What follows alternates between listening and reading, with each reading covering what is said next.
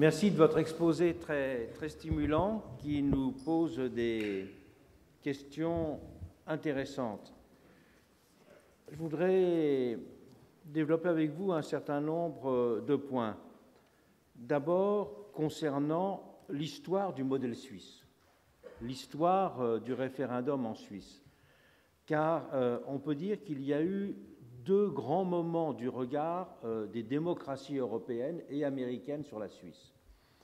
Si on considère le moment des révolutions françaises et américaines, à ce moment-là, le modèle suisse est considéré comme le signe d'un archaïsme politique. Le modèle, je dirais, des petits cantons est assimilé, au fond, à une politique ancienne qui est une politique de l'unanimité. Alors qu'il y a eu, on peut dire, un moment suisse des démocraties occidentales autour de 1890. Autour de 1890, c'est le moment où se multiplient en France, aux États-Unis, en Grande-Bretagne, en Allemagne, de très nombreux ouvrages sur le modèle suisse, à ce moment-là assimilé à une forme de démocratie directe considérée comme un progrès par rapport à la démocratie représentative. Mais la question que pose ce changement de regard sur la Suisse qu'il y a eu historiquement, c'est qu'il est vrai que l'origine des votations populaires est tout de même liée à la pratique d'assemblée qui exprimait d'une manière ou d'une autre un sentiment commun, qui n'est pas du tout lié à l'expression d'opinions concurrentes. Et qu'au fond, la Suisse était un double laboratoire. La Suisse était le laboratoire de la proportionnelle et le laboratoire du référendum.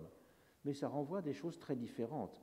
Quand la Suisse est le laboratoire de la proportionnelle, c'est la Suisse qui vient de paraître ces jours-ci, d'ailleurs, de votre collègue de l'Université de Genève, un livre d'Olivier Christin, qui a pour titre Vox Populi.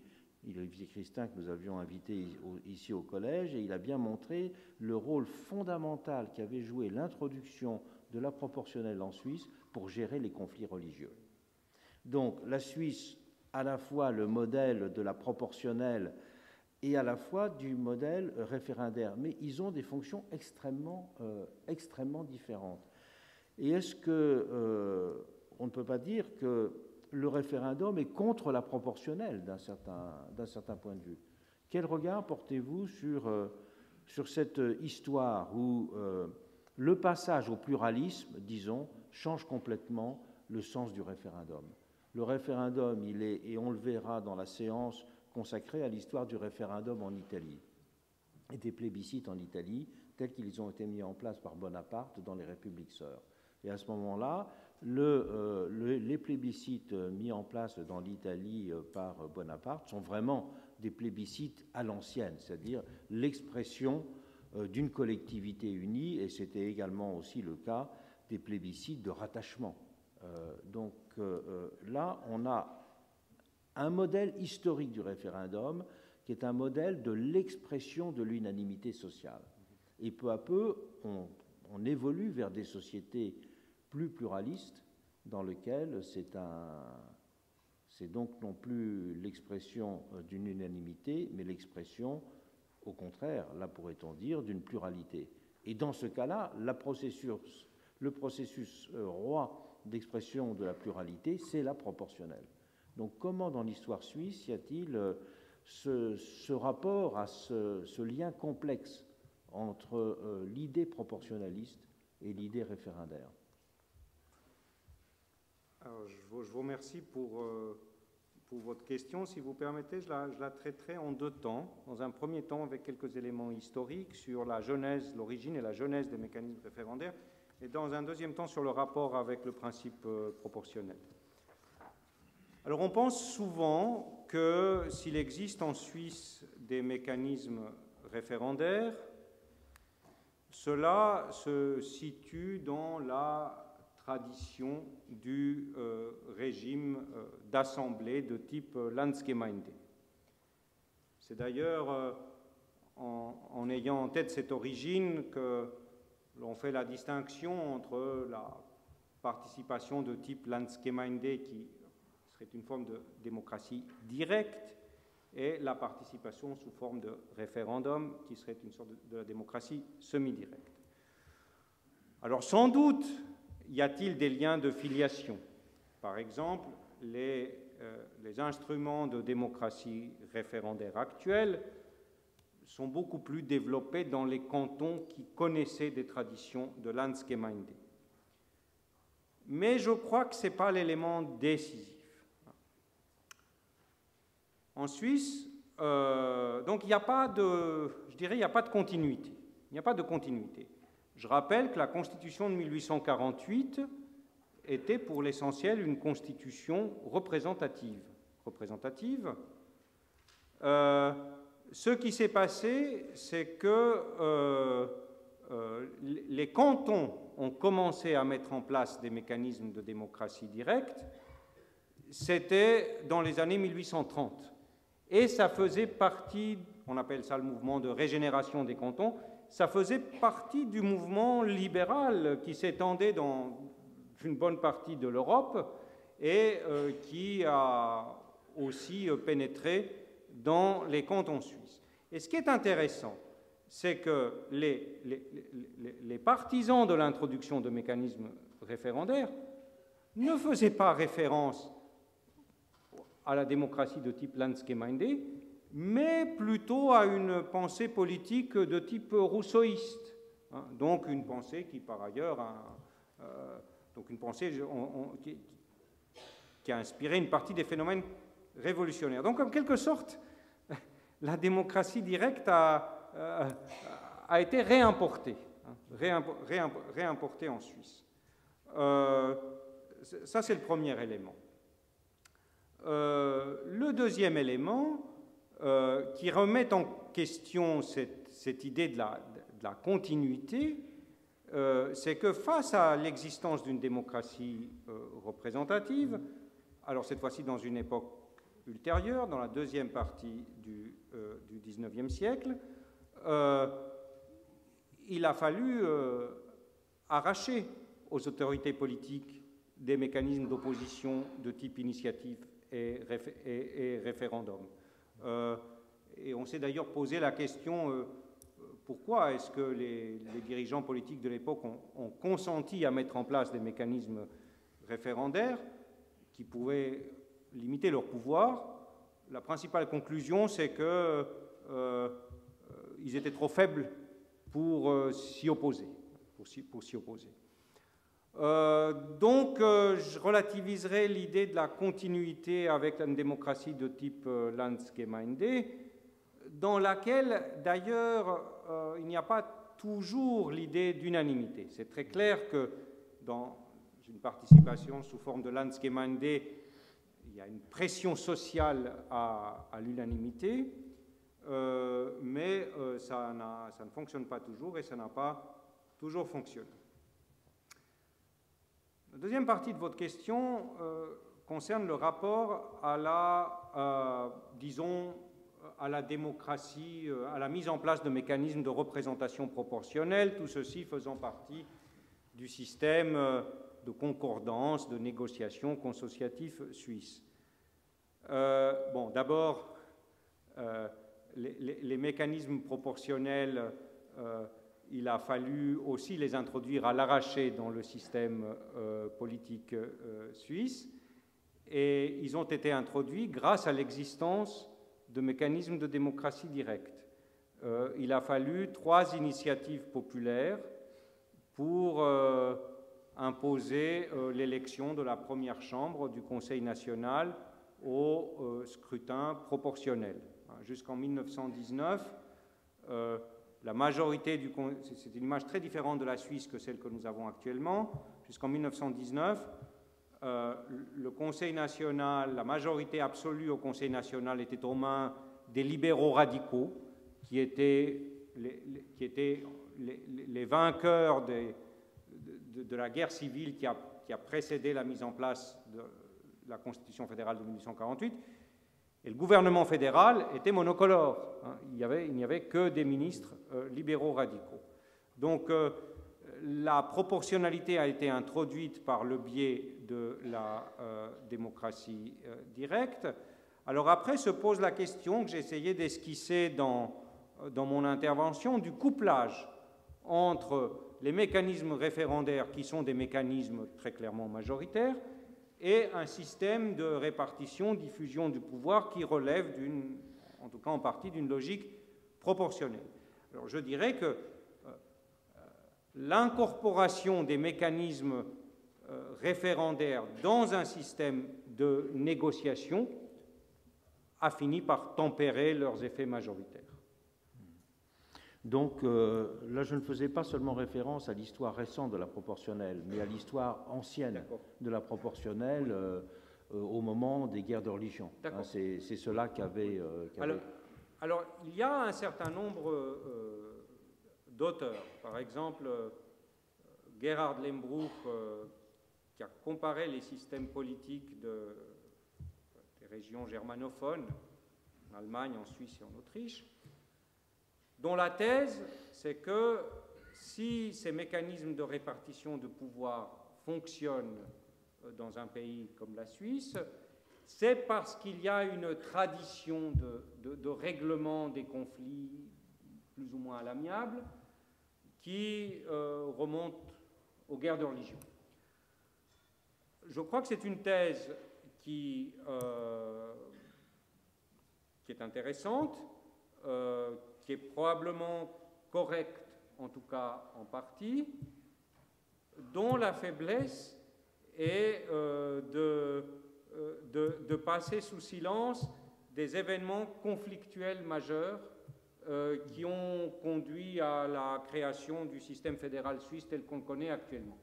Il ne faut pas oublier que la Constitution, donc la Suisse, on parle de confédération suisse, mais la Suisse n'est plus une confédération, c'est un État fédéral, comme l'Allemagne par exemple, ou les États-Unis. L'État fédéral suisse a été mis en place en 1848 suite à une guerre civile.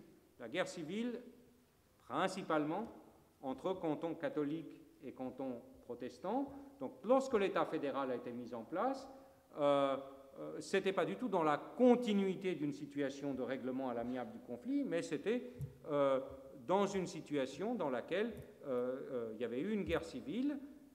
Et si on essaye de lire les mécanismes de gestion du conflit par ce nouvel État fédéral dans la deuxième moitié du XIXe siècle, eh bien certains diront qu'on a retrouvé les traditions de compromis, par exemple en instaurant ce mécanisme de la double majorité qui visait, je ne l'ai pas dit tout à l'heure, mais il visait à protéger la minorité catholique qui était concentrée dans les petits cantons, ce qui pose la question de son adéquation-utilité actuelle. Mais de l'autre côté, si vous regardez l'historiographie plutôt catholique, eh bien, les catholiques se plaignent de leur marginalisation tout au long du XIXe siècle. Certes, le fédéralisme leur a permis de conserver le pouvoir dans les cantons dans lesquels ils étaient dominants, mais ils n'étaient absolument pas représentés au sein des sphères de décision fédérale jusqu'à la fin du XIXe siècle. Le premier conseiller fédéral ministre conservateur catholique qui a fait partie du gouvernement fédéral, c'est en 1891.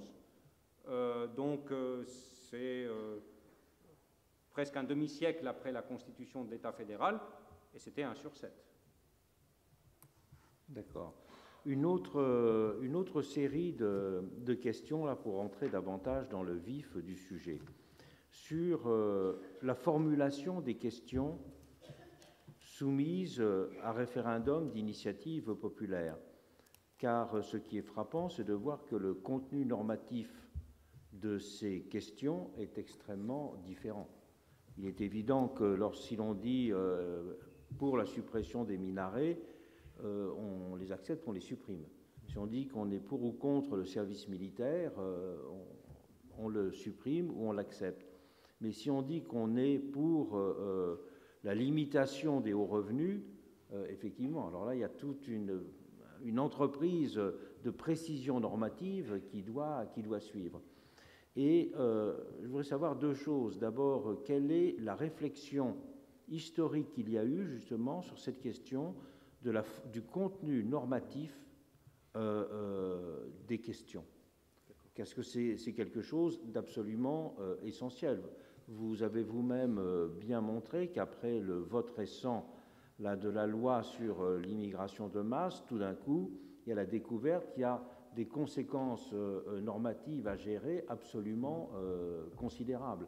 Or, ça n'a pas du tout la même signification de prendre une décision et que d'entrer dans une question. Parce qu'on peut dire que le référendum sur les minarets, il prend une décision, alors que le référendum sur l'immigration de masse ou les hauts revenus, il fait entrer dans une question, mais il ne prend pas une décision à proprement parler. Alors, quel est l'état des discussions sur cette question-là? Parce que ça peut faire intervenir justement la question du contrôle préventif. Comme vous le savez, cette question du contrôle préventif est posée dans de nombreux pays. En France, en 2008, il y a eu, en même temps qu'on a mis en place l'initiative, la possibilité de référendum d'initiative populaire, il y a un contrôle préventif extrêmement sévère, mais il y a deux dimensions du contrôle préventif. Il peut y avoir un contrôle préventif prudentiel et il peut y avoir un contrôle préventif, justement, tenant à la définition normative, du contenu normatif des questions. Très bien, je vous remercie. Donc, peut-être, si j'ai bien compris, votre question porte uniquement sur le mécanisme de l'initiative populaire. En cas de référendum obligatoire ou facultatif, il s'agit de projets, propositions de révision constitutionnelle ou législative qui sont préparés par le gouvernement et le Parlement. Alors,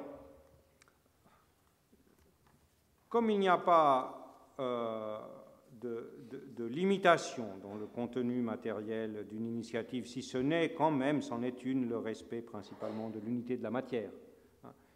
Et il y a eu quelques débats à propos de certaines initiatives sur la question du respect de l'unité de la matière. Il est même arrivé, le Parlement peut le faire, mais fort peu d'initiatives aient été invalidées par le Parlement en raison du non-respect de l'unité de la matière. Mais dans l'ensemble, je dirais que la densité normative des textes soumis au vote varie très fortement. Elle varie très fortement.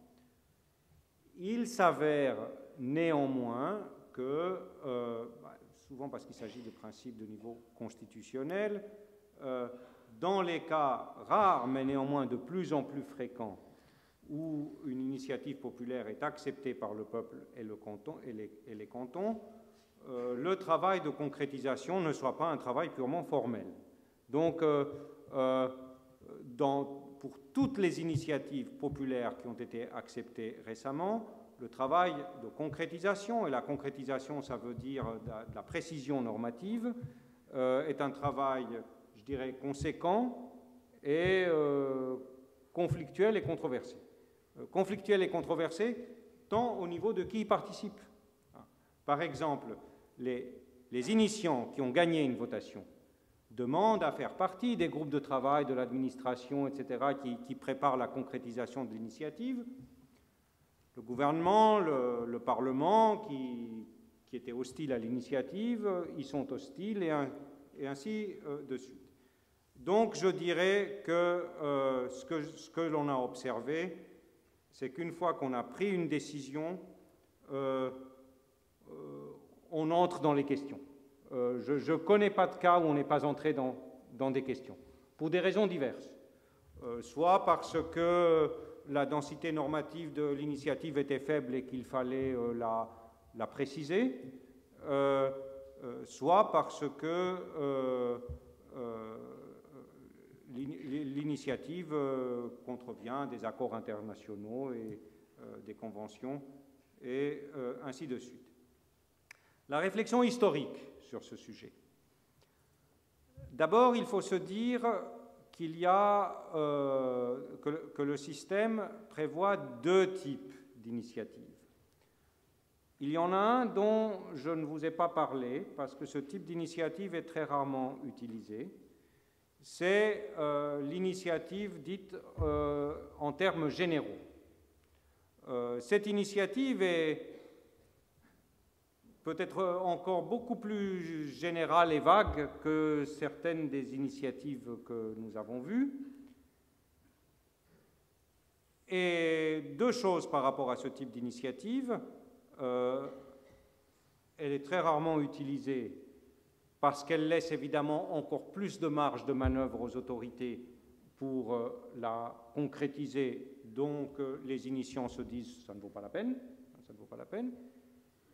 Et disons, il y a une opposition dans la doctrine à ce type d'initiative à cause de son côté relativement peu contraignant. Donc je dirais que la tendance a été plutôt de privilégier des initiatives qui sont suffisamment précises, tout en n'étant pas suffisamment dans la pratique, mais qui sont suffisamment précises de manière à ne pas laisser une marge de manœuvre jugée excessive au gouvernement et au Parlement en cas de concrétisation. La question du contrôle préventif. Alors pendant longtemps, ça a été, je dirais, un tabou. Ça a été un tabou parce qu'évidemment, dans l'idée du contrôle préventif, il y a le soupçon de limitation par rapport aux possibilités qui sont offertes aux initiants. Et je dirais que le contrôle préventif s'accommode mal de la doctrine de la souveraineté populaire telle qu'on la connaît et qu'on l'absolutise en Suisse. Néanmoins, cette question du contrôle préventif est apparue avec force récemment. Je dirais, c'est très en lien avec l'internationalisation. C'est très en lien avec l'internationalisation parce que la Suisse a pris un certain nombre d'engagements internationaux et il s'avère que l'acceptation de certaines initiatives peut contrevenir à ces engagements internationaux. Alors on a évoqué différents scénarios concernant ce contrôle préventif. C'est intéressant de voir que le scénario qui semblait être le scénario favorisé était celui d'une mise en garde soft.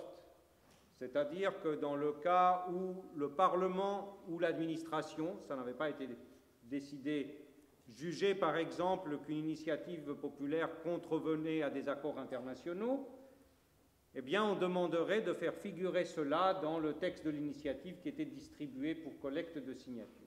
C'est intéressant de voir que même à cette forme soft, en tout cas pour l'instant, on a renoncé.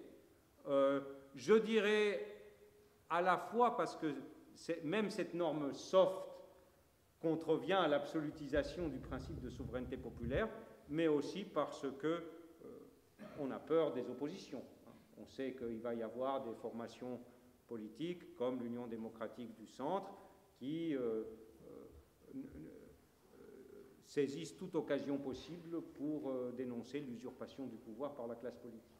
Mais in fine, ça veut bien dire qu'ensuite, si on dit « Ah oui, on a voté, mais on n'a pas fait attention », en fait, c'est contraire à tel et tel traité internationaux. Oui. Donc, il y a une espèce d'hypocrisie tout de même. On fait figurer dans le texte en petit « On vous avertit que c'est contraire au droit international, mais vous pouvez voter pour. Une fois que vous avez voté pour, on vous dit « Ah, mais attention hein. ». Oui.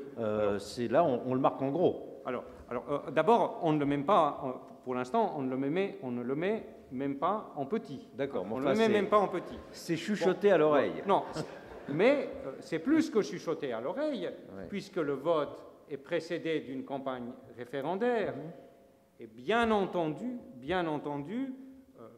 les arguments des opposants, une partie des arguments des opposants à ce type d'initiative consiste à dire « Attention, il y a problème quant au respect des engagements internationaux. » Donc je ne crois pas qu'on puisse dire que le citoyen n'est pas informé. Alors il existe bien entendu des citoyens qui votent sans avoir entendu cela, mais je crois que des arguments alarmistes de la part des opposants, les opposants ne se privent pas de diffuser leurs arguments alarmistes. Ça vaut par rapport à toute forme de changement. Donc je crois que la campagne référendaire donne lieu à de véritables débats, à des larges débats, certainement plus étendus que dans une démocratie de type purement représentative.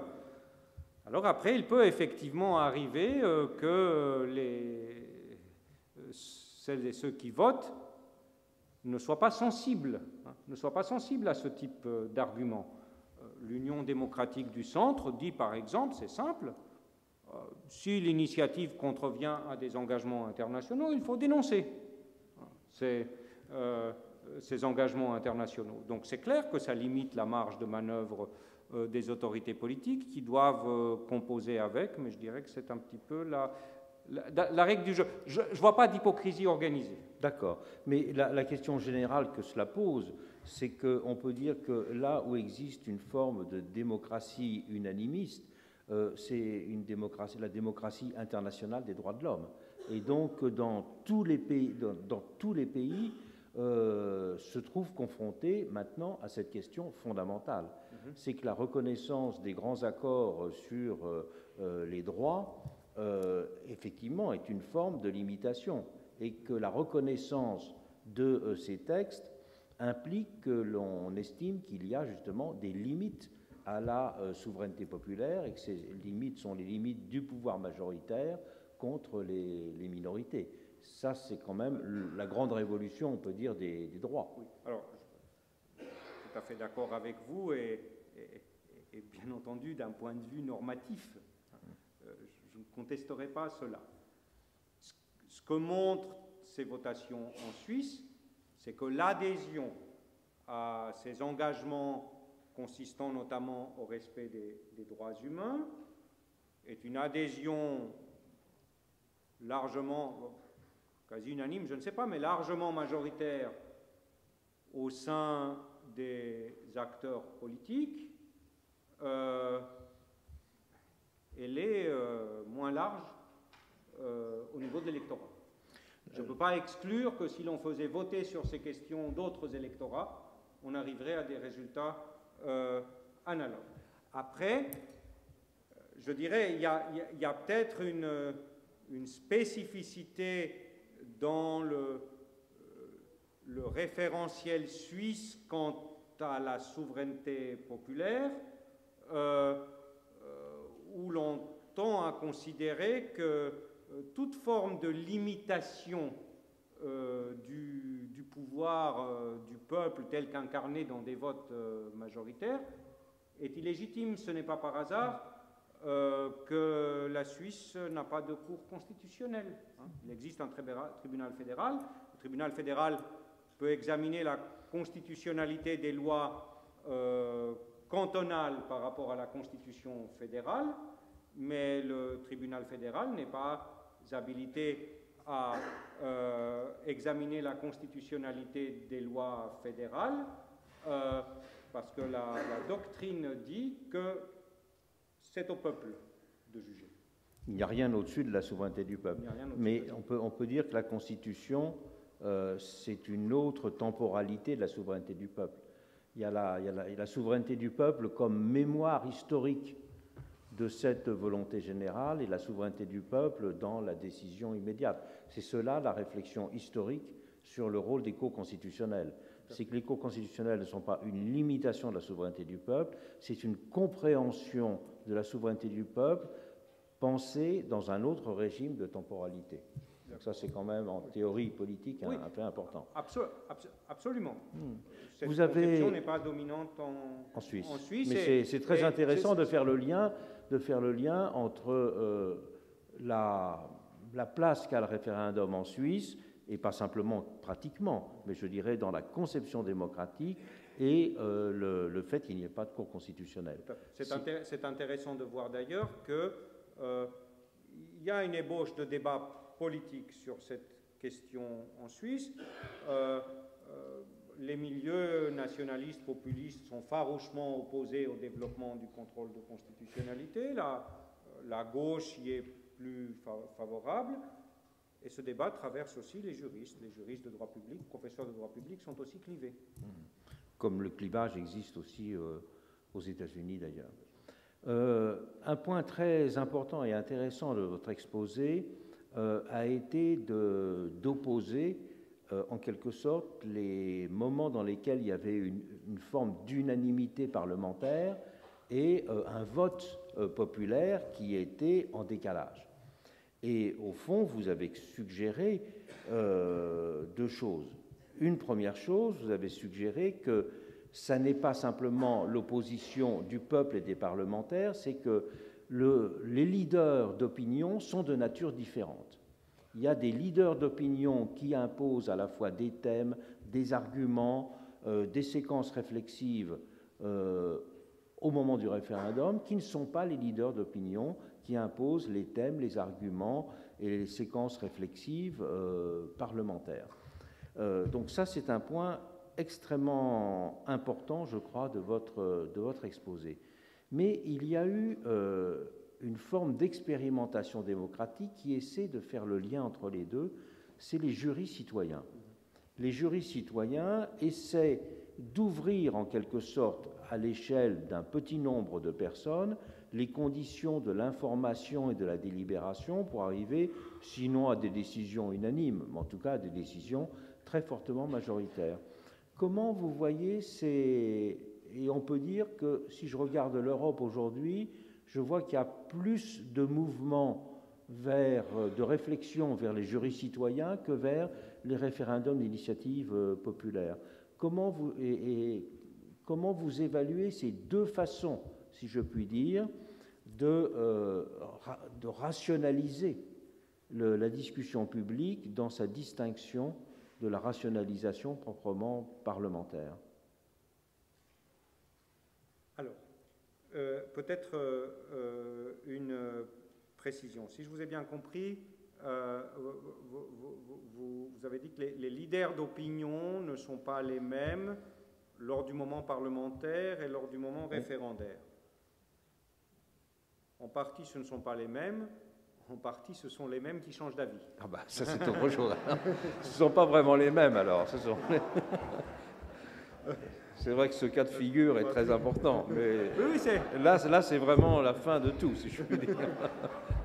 Parce qu'au moins il y a une rationalisation. Si on comprend, si on regarde par exemple le débat sur le vote en 2005 sur la Constitution européenne, on voit bien comment il s'est constitué des formes d'influence qui ont été différentes de celles qui tenaient au parti. Là, au moins, c'était clair et net. Mais si c'est les mêmes qui changent leur casaque, effectivement, ça rend en tout cas le raisonnement intellectuel plus difficile. Il n'y a pas que ce phénomène-là qui contribue à l'imprévisibilité injectée par la phase référendaire, mais ça existe. Sur les jurys citoyens, alors moi-même, je suis très favorable au développement des jurys citoyens. Je constate que, pour moi malheureusement, la pratique est très peu développée, pratiquement inexistante en Suisse. Et elle est probablement très peu développée en Suisse parce qu'on n'en voit pas le besoin de jurys citoyens, puisque par l'existence de campagnes référendaires, les citoyens sont de toute manière amenés à délibérer sur des enjeux politiques. Alors je disais que moi, je trouve très intéressante la notion de jury citoyen. C'est vrai qu'il y a une tendance dans ce sens en Europe. Ce n'est pas la seule. Je pense, regardez par exemple l'intégration européenne. Il y a eu beaucoup plus de référendums nationaux sur des révisions de traités notamment ces dernières années que par le passé. Ça, c'est l'essence historique des référendums. C'est les matières constitutionnelles et les traités. Oui, mais les citoyens des pays membres votaient beaucoup moins sur les révisions précédentes que sur les révisions plus récentes. De même, au niveau des partis politiques, on observe le développement de formes de démocratie plus participative. Par exemple, la diffusion d'idées de primaires. La diffusion d'idées primaires pour élire les candidats au poste de président, Premier ministre, etc.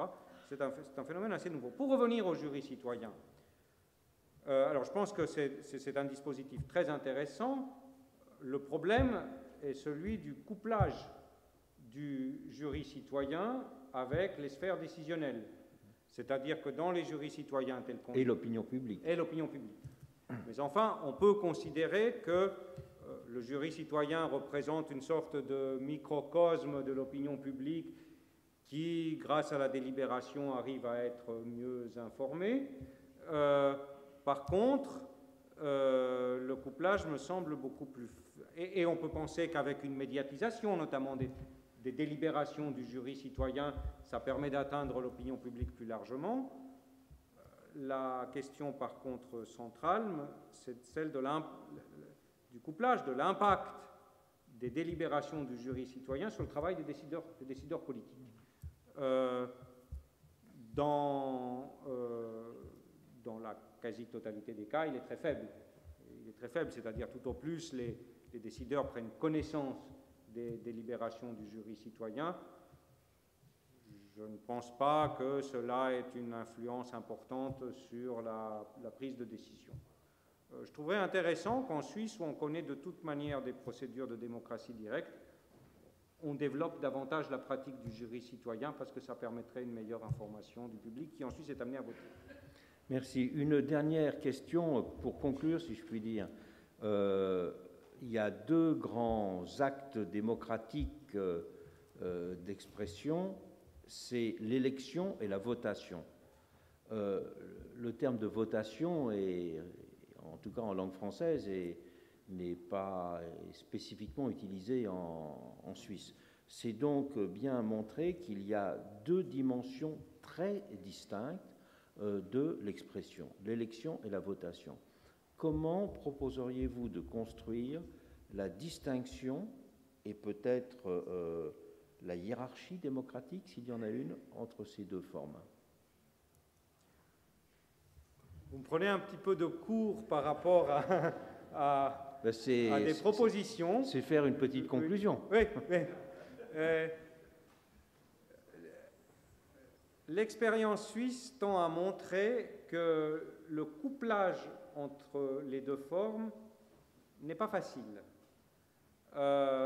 Il est clair, par exemple, qu'en Suisse, sur le plan fédéral notamment, les citoyens, s'ils le veulent bien, ont une influence directe, peuvent avoir une influence directe sur le contenu des décisions politiques qui les affectent.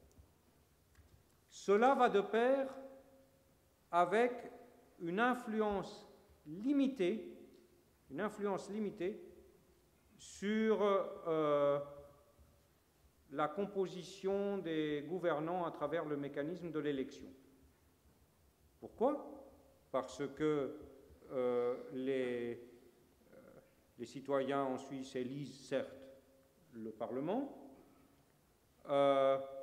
mais le gouvernement fédéral est élu par le Parlement, pour l'essentiel, comme dans d'autres démocraties dans lesquelles il y a des coalitions de partis au pouvoir, à travers une série de marchandages, de calculs politiques sur lesquels le citoyen n'a aucun impact. Pour vous donner un exemple, ça a changé récemment, mais la composition du gouvernement fédéral suisse est restée stable de 1959 à 2003, en fonction d'un accord entre les principaux partis. Les citoyens,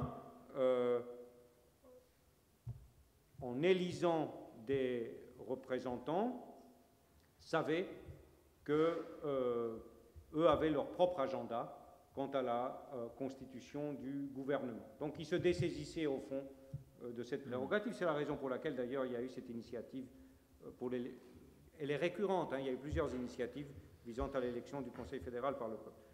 Donc En Suisse, on observe, je dirais, une maximisation de l'influence à travers la votation et une influence réduite à travers l'élection.